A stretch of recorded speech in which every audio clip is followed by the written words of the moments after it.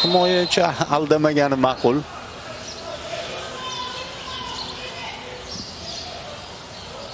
Gakpo qoida buzdi. Gol muallifi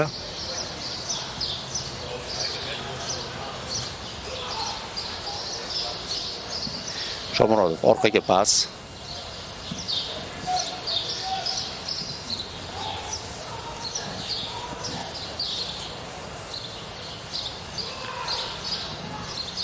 Pressing qo'llashdi Niderlandlar. Malen mana bu yerda Oston O'runov to'pni egallab oldi. Chap qanotda variant bor. Oston o'girilib oldi, chapga qaradi. Bu yerda Nasrullayev to'p kutyapti. Oston hali ham to'pni egallab turibdi. O'rozovga qoldirdi. Jarayon markazga ko'chdi. Otabek Shukurov kesib o'tuvchi pas Eldor Shomurodovga, uni esa Frenkie de Jong ta'qib qilib xato qilishga majbur qildi. yo Van Dijk kelyapti, yo De Jong kelyapti Shomurodovga. Jamoaning asosiy himoyalanadigan futbolchilari Van Heke Reinders bilan o'ynayapti. Va shu joyda bosim qilamizmi? Olib qo'yamizmi? Qolmadi oxirgacha Abbos raqib ketidan.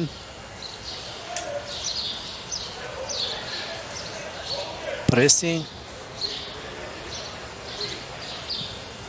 Yana bo'sh futbolchi topildi va yana bu Van de Ven. Gravenberg.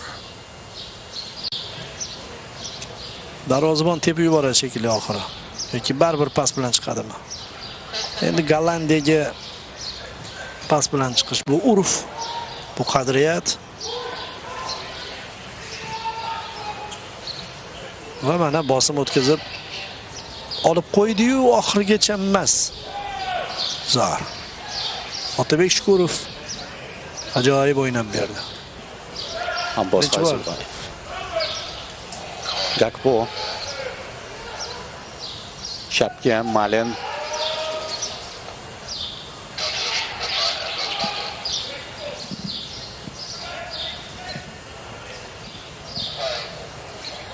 Gravenberg.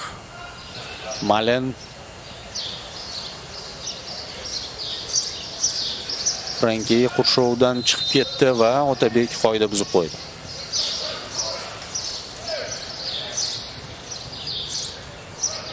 Amerikalik hakam boshqaryapti.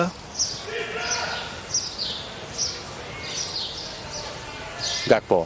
Yana Gakponing qanoti bu to'pni o'tkazib yuboradi. Qara. Abduqodir bermaydi. Reinders mavsumni yaxshi boshlagan edi Cityda, keyin ikkinchi davrada deyarli tushmadi asosiy tarkibda. Italiya seriyasida porlagan, Italiya seriyasida nom qozongan futbolchini Angliya Premyer Ligasida tez o'ynab ketishi sal qiyin. Yaxshi.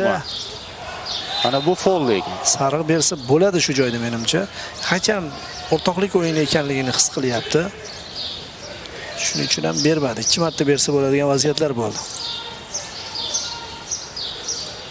Mana foullar bo'yicha O'zbekiston terma jamoasi ozgina ustun. O'sha 6-6 bo'lganda bittasi penalti bo'lmasdi, 6-7. O'rozov yaxshi pas berdi Abbos Fayzulbayev. Offside yo'q menimcha. Abbos ulguradimi? Dumfries top Dumfries tarafga yurganligi sababli birinchi bo'lib yetib bordi. Abbos oxirigacha kurashdi. Abbos yaxshi ochildi. O'zi ochilish bo'yicha Abbos terma jamoamizdagi eng yaxshilardan. Agar pas shu Abbosga yo'nalganda, Abbos tomoniga aylanib berganida, ehtimol Fayzullayev 1-1 chiqardi. Ha, mana shunday uzoq masofaga yorib o'tuvchi paslar bor bizda. Husanov, Shukurov, Yusupov. 40-daqiqa.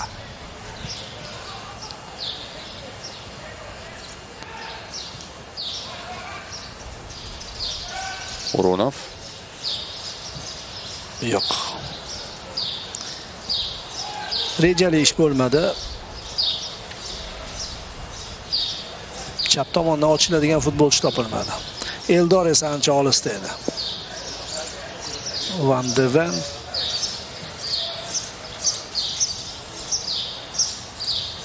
Van Dijk Vanlar jamoasi.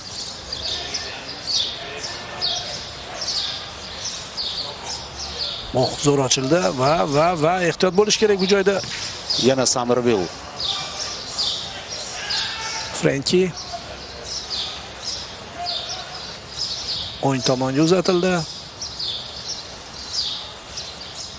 Shu joyning o'zida qaytarib olyapti va futbolchilarimiz nihoyat O'rozov yaxshi o'ynadi. Qochdi. Voy, sariq deverib charchadim. Lekin bermoqchi emas. Ko'ngli bo'sh bo'ladi Dayonni. Unaqada yiqilgan futbolchiga achinish kerak emasmi? Qattiq qo'lmasmi qaytang?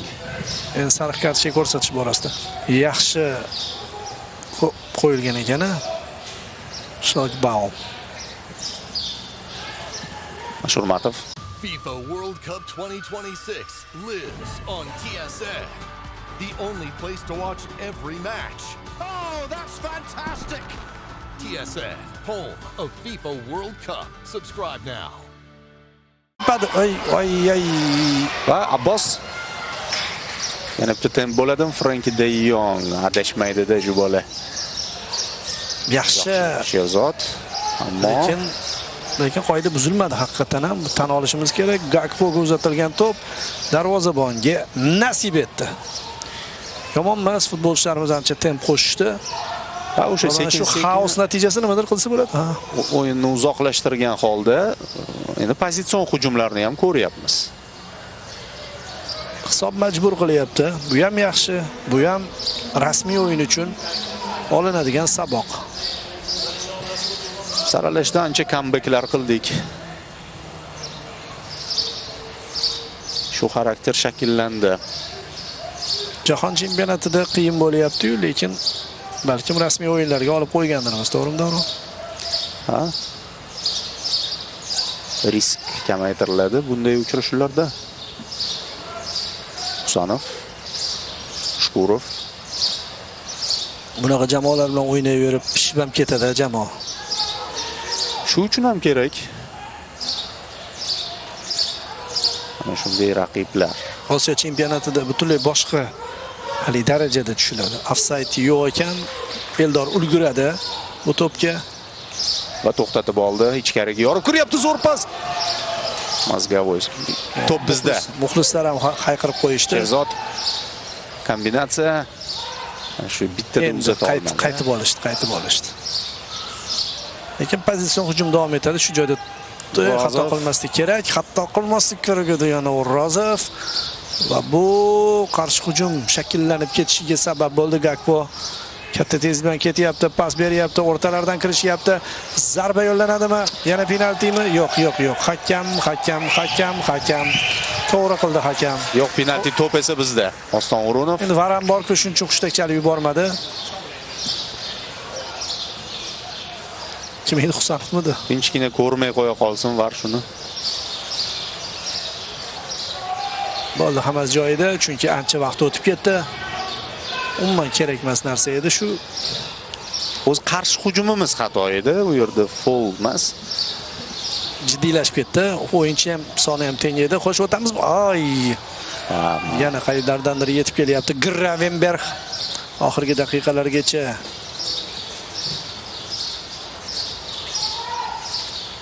O'rozov ikkinchi qavatda ustun keldi, ammo baribir Niderlandlar Husanov ajoyib. Otabek chap qanotda. Otabek yana bu tomonda ochilayotgan bor. Sherzodga ber pas.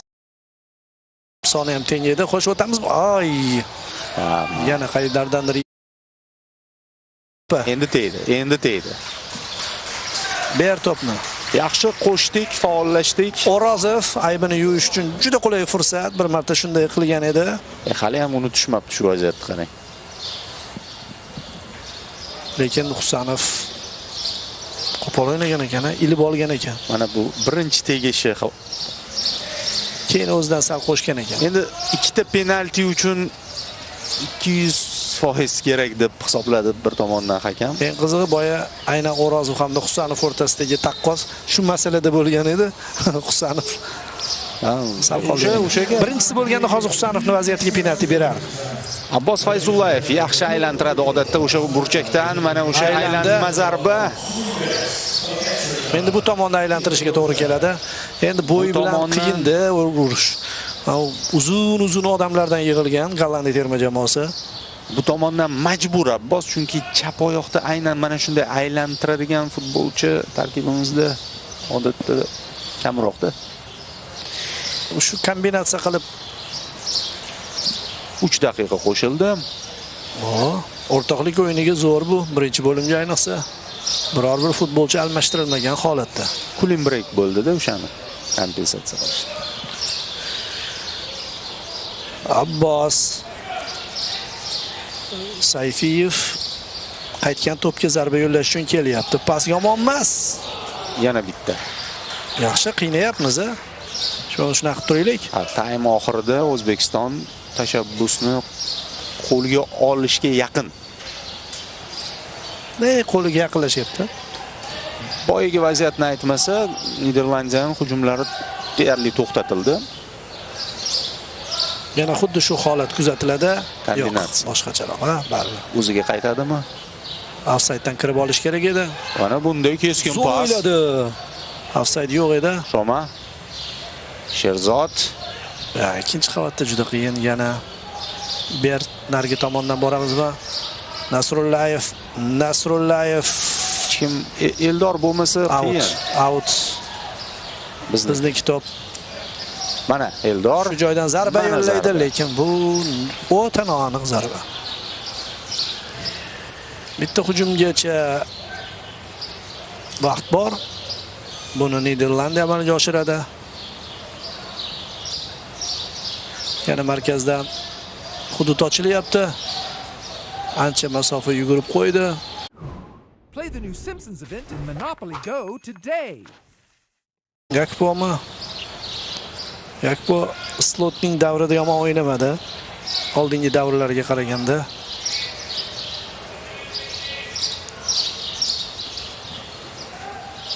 Van Hekke. Samerville. Doston Hamdamovni o'xshataman Gakponing o'yiniga bizda.